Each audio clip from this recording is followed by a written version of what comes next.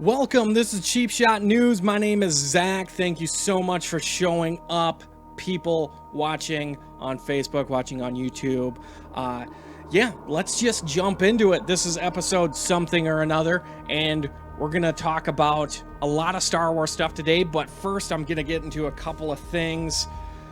Basically, as always, the regular Deadpool news. Cable has been cast. It's been announced. You might have heard it. Josh Brolin was announced as Cable earlier this week. There was a lot of speculation around other characters, or I should say other actors including David Harbour and Michael Shannon. So this kind of actually jumped out at me. Crazy enough, Josh Brolin was one of my top guys when it was first announced that Cable was going to be in the second movie, but I wasn't really sure if Marvel was going to be into that, just because, you know, they want him. Well, he's playing Thanos and he's being in bigger roles. Basically every movie as Thanos. He's going to have a major role in the Infinity War movies as Thanos. So even though they're technically different studios, it does kind of surprise me that Marvel didn't have an issue with him being Thanos and then as well playing Cable. So really excited about that.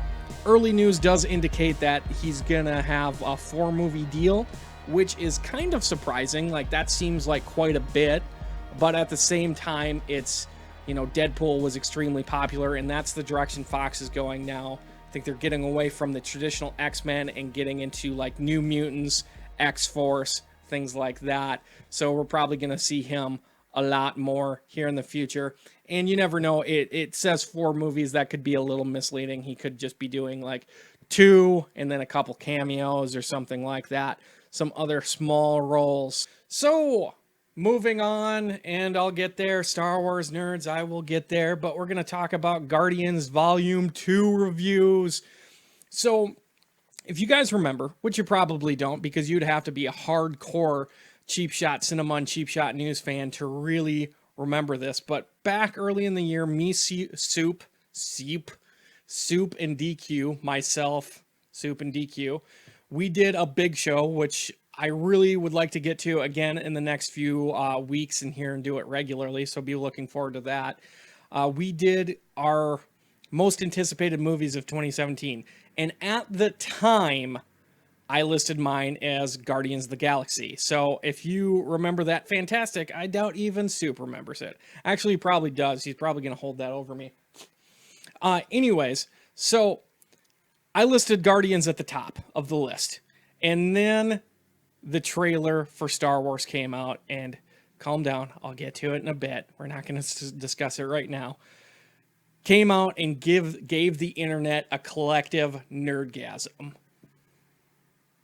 Yeah, I'm going to let that one soak in a bit. Yeah. I like that word. So, anyways, at that point in time, Star Wars successfully usurped Guardians of the Galaxy as my most anticipated of 2017. So, and that's kind of odd just because Guardians is so close to coming out. I mean, we're only a few weeks away at this point in time, I believe. So that is kind of cool that we're going to be seeing that show shortly here. Sorry, I'm getting kind of distracted by things that people are writing on my page, which is awesome, but also semi-distracting. That's cool, though. We're going to get into more of fan participation here in a second.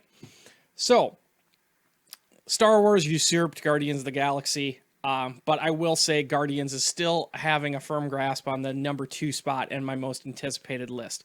So, that was actually enhanced recently by some reviews that were recently released by some media members. So if you're not familiar with this, the media will typically get advanced screenings to major movies and different things like that. And they've been releasing very short statements on what they think of Guardians so far. And basically, according to these media members, Guardians Volume 2 is going to be nothing short than incredible. Some people are saying, and these are quotes, is the MCU at its very best. For many, it will become their new favorite Marvel movie. Tons of fun, beautiful. And this was a common one that's kind of interesting. Surprisingly emotional. So I'm assuming that's going to be, you know, Star-Lord, Peter Quill meeting his dad for the first time. That's going to get emotional because, you know, Kurt Russell is definitely super emotional typically. When I think of Kurt Russell, I think of emotional. So, but look forward to that. I'm really excited. Only a couple weeks until we get to see that. So after all that information, have fun keeping your expectations low going into that movie. So I mean, they're sky high for me, but I still think it's going to be great.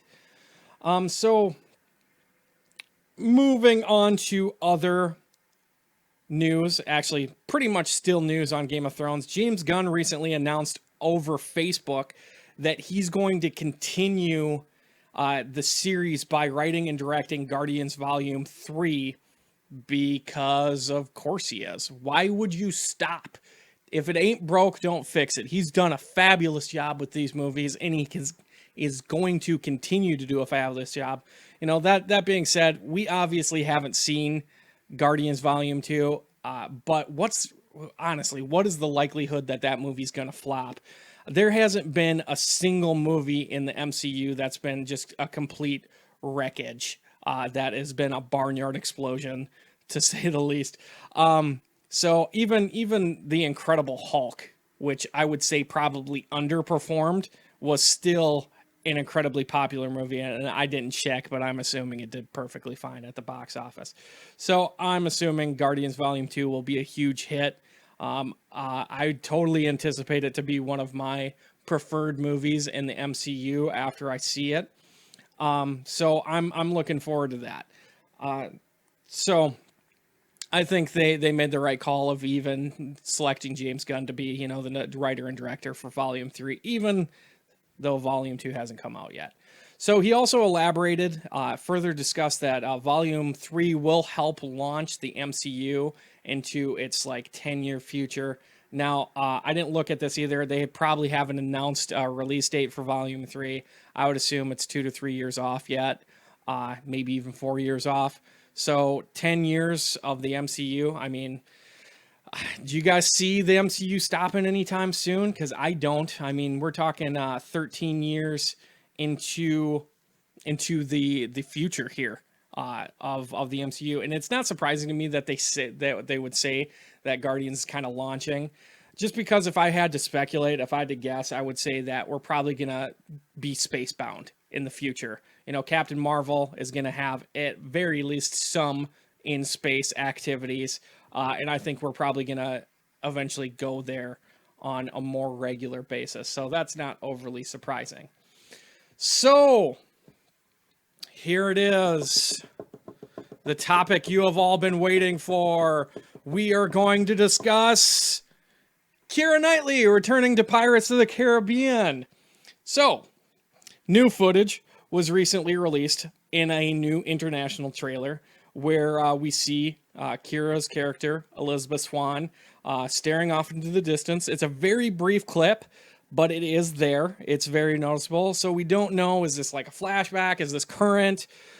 Regardless, she is making an appearance in the film. Although there was heavy speculation, I should say, that she would not be in the film, that she's been done for a while. It does make sense because the story is heavily based around her now adult son, and then her, you know, husband / former husband, Will Turner, is also going to be in it. So it does make sense. That being said, I haven't really cared about the Pirates movies for about 10 years, and I really doubt pretty much any of the people watching probably have the same opinion. So we're just going to move on to the actual topic of discussion, is the Star Wars trailer. Of course we're going to talk about that. And I want your guys' input on this. If I didn't mention that earlier, I'm going to mention that now. Let me know what you think. I'm trying to keep track of Facebook here, see what your comments are. But basically, you know, it was a shorter teaser trailer. The actual clips that we saw was only about 1 minute and 40 seconds, and it broke down in a lot of different ways. We basically open up on Rey on the island meeting Luke. She's heavily out of breath. Like, what's the deal with that? Why is she so out of breath? So let me know what you guys' thoughts are. You know, it moves forward then to the training montage of Rey and her talking about the light side versus the dark side, and Luke's mentioning that there's the balance, and then we see, you know, these really scrappy looking ground speeders going off to fight, you know, walkers, you know, not those type of walkers, not the zombie walkers, the AT-AT walkers we can see off in the distance. And I mean, to me, those don't look like they're doing much. I mean, the one literally slams into the ground before it kind of gains its composure again. Doesn't look like much is going to happen with that. So I'm going to wrap around these again here in just a second, but I want to hear what you guys have to say if you have any opinions. Then we have things like, you know, what's happening with Finn? Is he going to be like R2 in the first movie and just kind of be comatose throughout most of it? You know, we don't really see him in action, although I doubt it. And then finally, you know, discussing, you know, possibly Gray Jedi in the kind of the in-between side of the Force. So let me know what you guys think. Sean thinks it was fine, nothing special, which is okay. I agree. Don't release too much, you know, get us that little bit of an inkling and asking for more. Nothing too dramatic in that regard. There's really no reveals. I mean, outside of, I mean, they really didn't show anything that we shouldn't have, or well, that we probably would have already expected, I should say. You know, we say Rey getting trained, kind of expected that. We see a kind of addition to Rey's flashback in The Force Awakens, where we see Luke in front of the Jedi Temple. I assume they're going to elaborate on that a lot more. So that's going to be really interesting to see. You know, Phasma's back, Phasma, whatever, however you pronounce her name. One thing that was surprised me is that Kylo Ren's face scar is pretty insignificant. Just kind of like, oh, whatever, no big deal, face scar. I'm a Sith. It kind of comes with the territory. So just kind of moving on. Yeah, Darren also mentions that basically 0 plot points. I think that's kind of the point. And I've discussed this with multiple of you, actually, that the point is to not give away much, is to continue to draw people in, and then once the movie gets closer, we're going to get basically a trailer and a TV spot and a trailer pretty much every single week. And they're going to give out way too much information. And Drew's question is about what's between Finn and Poe? Are they an item? Drew, you've been spending too much time on the interwebs. Maybe you should get off of Imager every once in a while and join us in the real world. Trying to be as little homophobic as possible. I really don't think they're gonna be an item. I think it's just a bromance. You know, they're just bros. They like each other. They like the company, but not necessarily, you know, in that other fashion of taking it a step further. I'm gonna stop there before I get myself into trouble. Knights of Ren in action.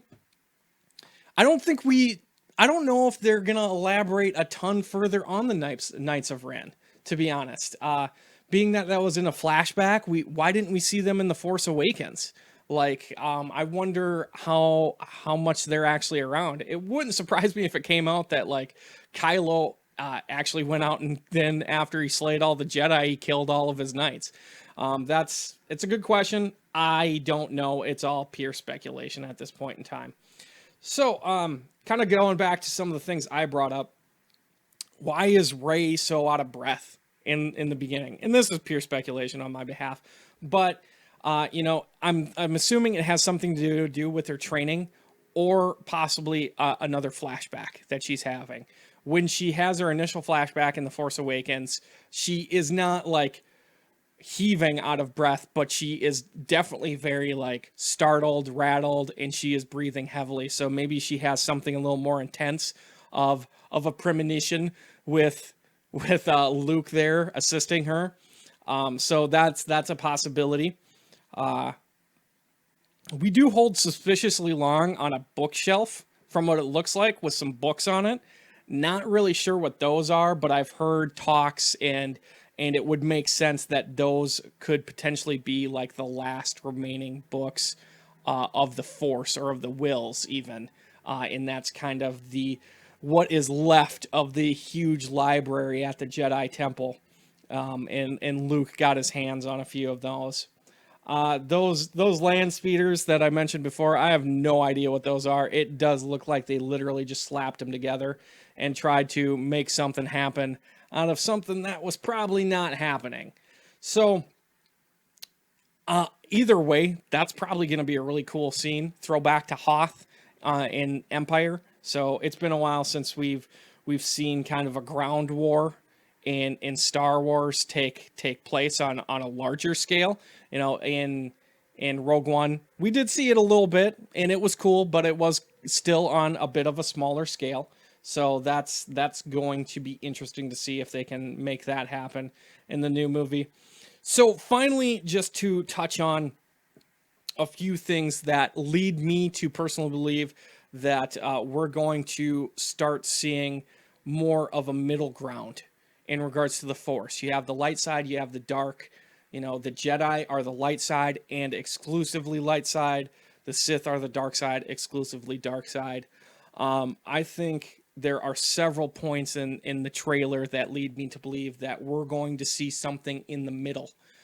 So, one is when we see Rey training, there's the dialogue in the background kind of narrating the trailer between Rey and Luke, where Rey is Luke asks what Rey can see, and she says the light side and the dark, and then Luke discusses the balance of the Force, and then at the end of the trailer, Luke then says, you know, the probably biggest reveal of the trailer, it's time for the Jedi to end. I know one thing. One thing's for certain. It's time for the Jedi to end. So this does lead me to believe that we are going to see a more middle ground, what is called Gray Jedi. Basically, just to give you a really quick overview, Gray Jedi kind of has a few different meanings. It was used by the Jedi and the Sith to describe Force users who walked between the light side and the dark side of the Force without surrendering to the dark side.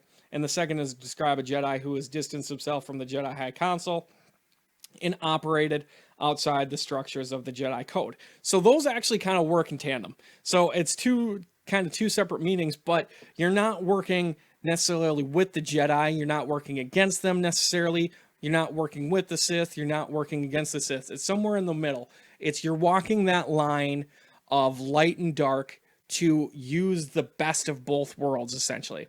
So I'm getting hyper nerdy right now, but that essentially is what I think they're getting at. So the other thing you could take out of that potentially is maybe that scene is earlier in the movie than we think it is, and Rey convinces Luke to train her in the Force and convinces him that no, there is, good in the world or good in the universe or the galaxy, even though, basically all your students were killed by Kylo Ren. You can't give up now, and you need to train me. But personally, I do think that it's going to be a little more, we're going to trend more towards center in regards to Force users and use a little bit of both sides of that realm. So that's what I think is going to happen. That is going to be it for me. Please comment if you're interested in commenting. If you have anything that you'd like me to talk about, let me know. I'd be happy to discuss it. A lot of this week was different topics people brought up to me and the last few weeks. Again, my name is Zach. This is Cheap Shot News. I'm live on Facebook every Tuesday. I try to get right at 7:30 when I'm live Central Time. You can also find me on YouTube at Cheap Shot Cinema, or Facebook and Twitter, Cheap Shot Cinema. Otherwise, you guys have a great day. Thank you for stopping by, and have a good one. Bye.